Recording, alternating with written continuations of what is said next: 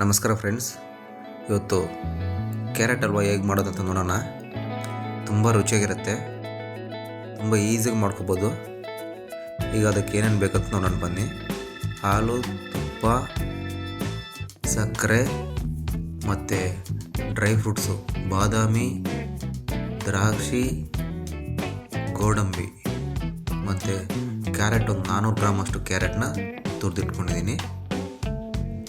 ಈಗ ಹೇಗೆ ಮಾಡೋದಂತ ನೋಡೋಣ ಬನ್ನಿ. ಸ್ಟವ್ ಹಚ್ಕೊಂಡು ಪಾತ್ರೆ ಇಟ್ಕೊಂಡು ಮೊದಲಿಗೆ ತುಪ್ಪನ ಹಾಕ್ಕೊಳ್ತಾ ಇದ್ದೀನಿ.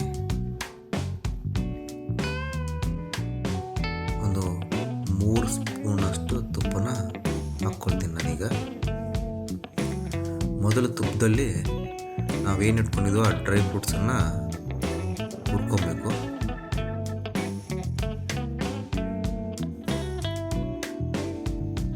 ಹುರ್ಕೊಂಡು ಒಂದು ಗೋಲ್ಡನ್ ಕಲರ್ ಬರೋವರೆಗೂ ಹುರ್ಕೋಬೇಕು ಕ್ಲೀನಾಗಿ.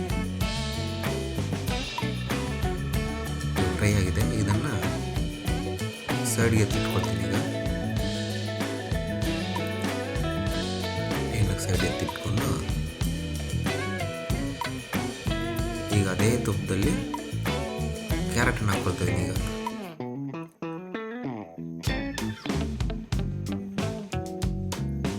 ಕ್ಯಾರೆಟ್ ಹಾಕ್ಕೊಂಡು ತುಪ್ಪದಲ್ಲೇ ಫ್ರೈ ಮಾಡಬೇಕು.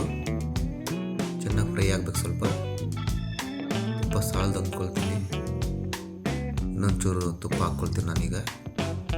ತುಪ್ಪ ನೀವು ಇನ್ನೂ ಜಾಸ್ತಿನೂ ಹಾಕ್ಕೋಬೋದು,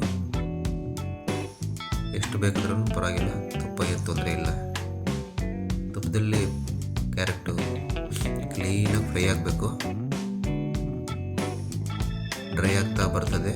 ತುಪ್ಪದಲ್ಲಿ ಫ್ರೈ ಆಗ್ತಾ ಸ್ವಲ್ಪ ತಟ್ಟೆ ಮುಚ್ಕೊಳ್ತೀನಿ. ಚೆನ್ನಾಗಿ ಫ್ರೈ ಆಗಲಿ, ಬೇಯಬೇಕಾಗತ್ತೆ ತುಪ್ಪದಲ್ಲಿ ಸ್ವಲ್ಪ. ಈಗ ಒಂದು ಅರ್ಧ ಭಾಗ ಬೆಂದಿದೆ. ಈಗ ಹಾಲು ಹಾಕ್ಕೊಳ್ತಿದ್ದೀನಿ. ನಾನು ಇದಕ್ಕೆ ಗಟ್ಟಿ ಹಾಲನ್ನ ಹಾಕ್ಕೊಳ್ತಿದ್ದೀನಿ. ಸ್ವಲ್ಪ ಜನ ಮಾಮೂಲಿ ಹಾಲು ಹಾಕ್ಕೊಳ್ತಾರೆ, ಏನೂ ತೊಂದರೆ ಇಲ್ಲ, ಮಾಮೂಲಿ ಚೆನ್ನಾಗಿ ಆಗುತ್ತೆ. ಗಟ್ಟಿ ಹಾಲು ಹಾಕ್ಕೊಂಡ್ರೆ ತುಂಬ ಚೆನ್ನಾಗಿ ಬರುತ್ತೆ. ಇವಾಗ ಹಾಲಲ್ಲಿ ಬೇಯಬೇಕು ಕ್ಯಾರೆಟ್. ಹಾಲಲ್ಲಿ ಹಾಲು ಫುಲ್ಲು ಡ್ರೈ ಆಗೋವರೆಗೂ ಹಾಲಲ್ಲೇ ಕ್ಯಾರೆಟ್ ಬೇಯ್ತಾ ಇರಬೇಕು. ನಾವು ಸ್ವಲ್ಪ ಸ್ವಲ್ಪ ಮಿಕ್ಸ್ ಮಾಡ್ಕೊಳ್ತಿರ್ಬೇಕು, ತಿನ್ನಿಸ್ಕೋಬೇಕು. ಸ್ವಲ್ಪ ನೋಡಿ ಚೆನ್ನಾಗಿ ಕುದೀತಾ ಇದೆ. ಈಗ ಕುದೀತಾ ಬಂದರೆ ತುಂಬ ಚೆನ್ನಾಗಿ ಬರುತ್ತೆ ಕ್ಯಾರೆಟ್ ಹಲ್ವಾ. ಮತ್ತೆ ಮುಚ್ಚಿಟ್ಕೊಳ್ಳೋಣ ಸ್ವಲ್ಪ ಹೊತ್ತು. ಈಗ ನೋಡಿ ಮತ್ತೆ ಕುದೀತಾ ಇದೆ. ಸಕ್ಕರೆನ ಹಾಕ್ಕೊಳ್ತಾ ಇದ್ದೀನಿ. ಈಗ ಸಕ್ಕರೆನ ನಾನು 1 ಕಪ್ ಅಷ್ಟು ಸಕ್ಕರೆ ಹಾಕ್ಕೊಳ್ತಾ ಇದ್ದೀನಿ. ಒಂದು 400 ಗ್ರಾಮ್ ಅಷ್ಟು ಕ್ಯಾರೆಟ್ಗೆ 1 ಕಪ್ ಅಷ್ಟು ಸಕ್ಕರೆ ಹಾಕ್ಕೊಳ್ತಾ ಇದ್ದೀನಿ. ಸರೋಗುತ್ತೆ.